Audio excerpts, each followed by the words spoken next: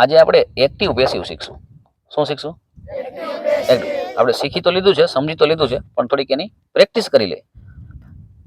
Active નો મતલબ એવો થાય કે કરતા છે એ કામ કરે છે, અને પેસિવ નો મતલબ થાય કે જેના ઉપર કામ થઈ રહ્યું છે એને કરતા બનાવવાના છે. આપણે પ્રેક્ટિસથી આપણે એને સમજીએ. કોણ પહેલા? Yes yes. રામ ક્રિકેટ રમે છે.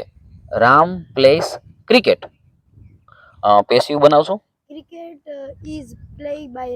Cricket is played by Ram. બિલકુલ.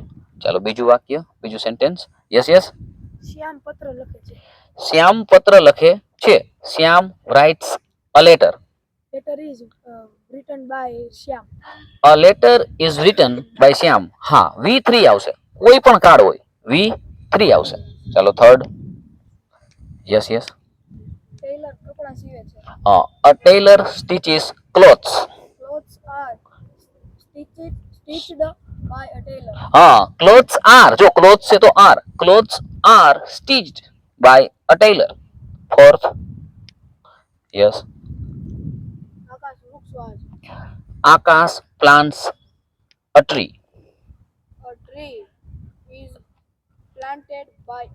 હા, a tree is planted by Akash. Once breaks a mirror.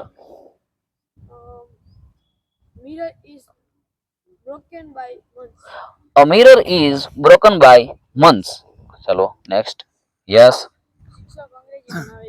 A teacher teaches English. English is taught by a teacher. Next. Yes. Vishal reads a newspaper.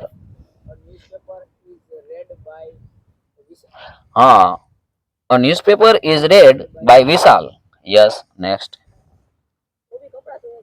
A washerman washes clothes.